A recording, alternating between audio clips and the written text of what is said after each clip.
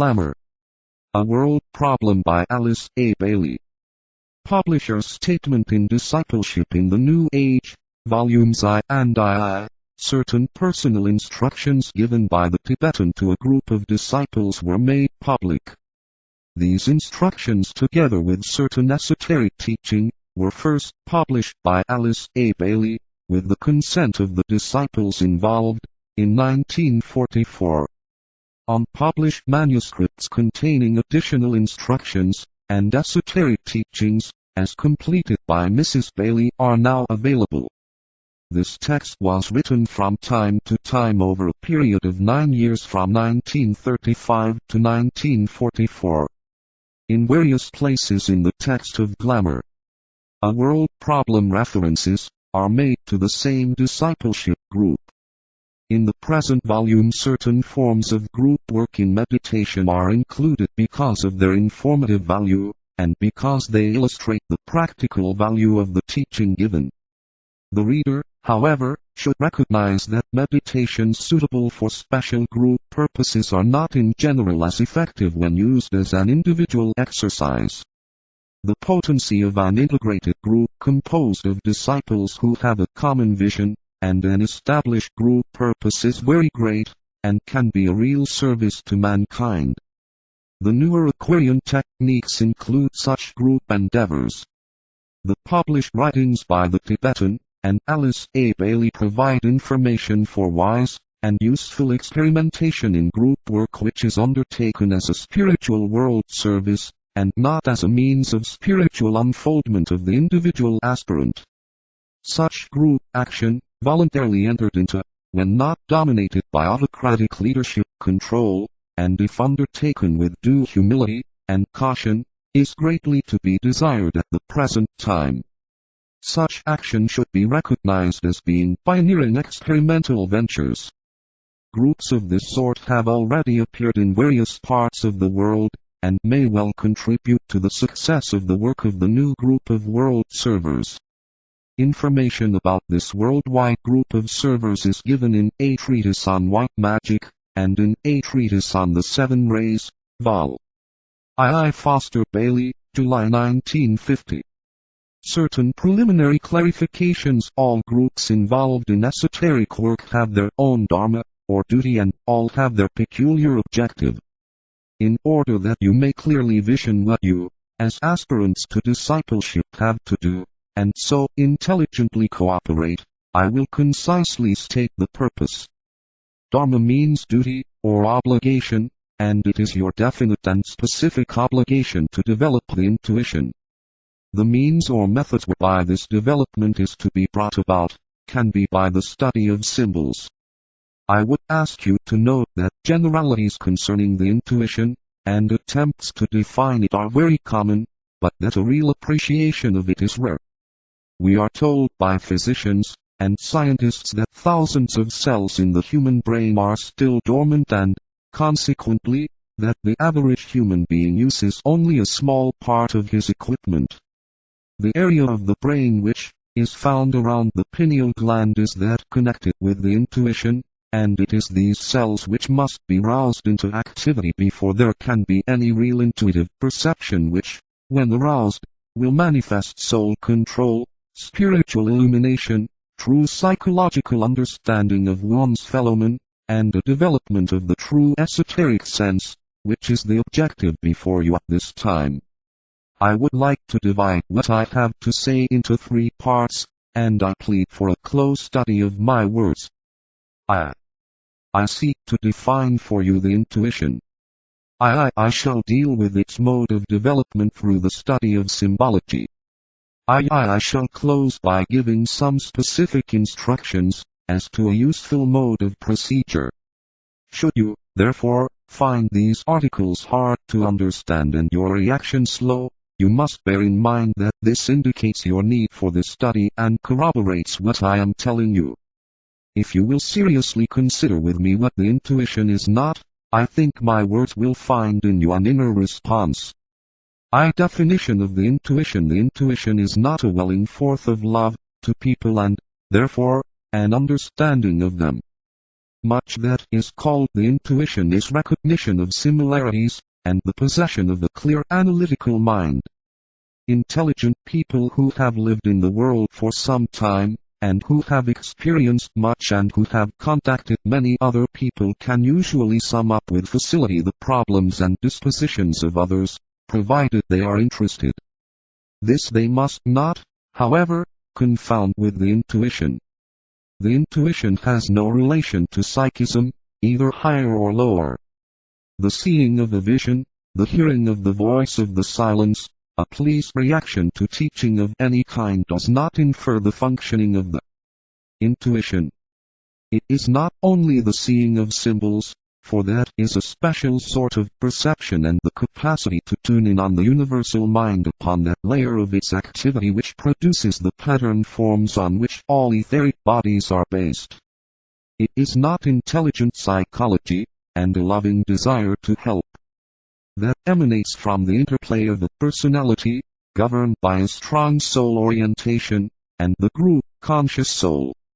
Intuition is the synthetic understanding which is the prerogative of the soul, and it only becomes possible when the soul, on its own level, is reaching in two directions.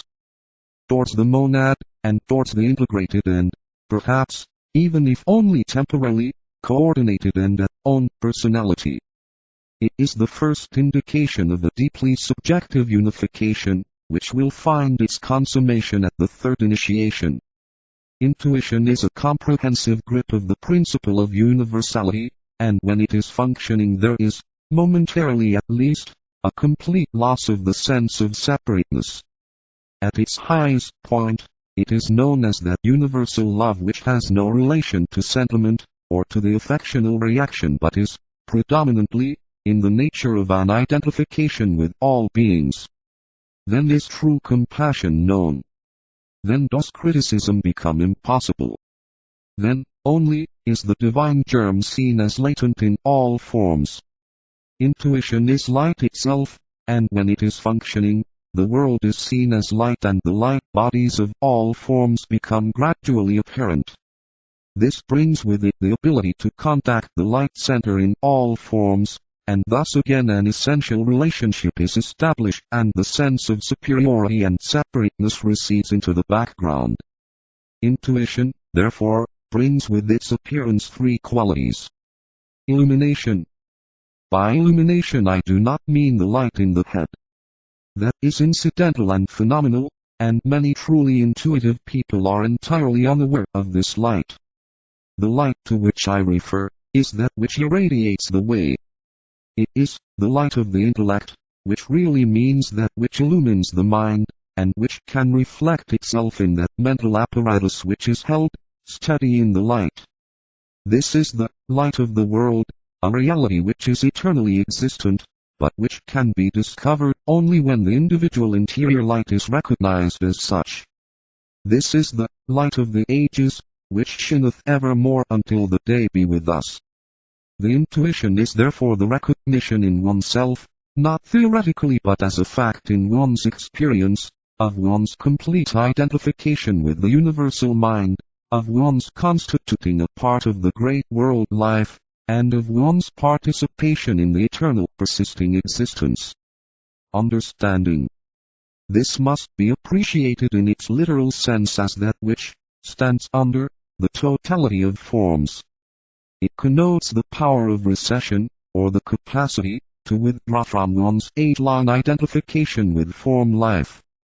I would like to point out that this withdrawal is comparatively easy for those who have much of the first-rate quality in them. The problem is to withdraw in the esoteric sense, but to avoid at the same time the sense of separateness, of isolation and of superiority. It is easy for first-rate people to resist the tendency to identify themselves with others. To have true understanding involves an increased ability to love all beings and yet, at the same time, to preserve personality detachment. This detachment can be so easily founded on an inability to love, in a selfish concern for one's own comfort, physical, mental or spiritual, and above all, emotional. First-rate people dread emotion and despise it, but sometimes they have to swing into an emotional condition before they can use emotional sensitivity in the right manner. Understanding involves contact with life as an integrated personality, plus egoic reaction to the group purposes and plans. It connotes personality soul unification, wide experience, and a rapid activity of the indwelling Christ principle. Intuitional understanding is always spontaneous. Where the reasoning to an understanding enters, it is not the activity of the intuition. Love. As earlier said, this is not affectionate sentiment, or the possession of a loving disposition. These two later aspects are incidental and sequential. When the intuition is developed, both affection and the possession of a spirit of loving outgo will, necessarily, in their pure form, be demonstrated, but that which produces these is something much more deep and comprehensive.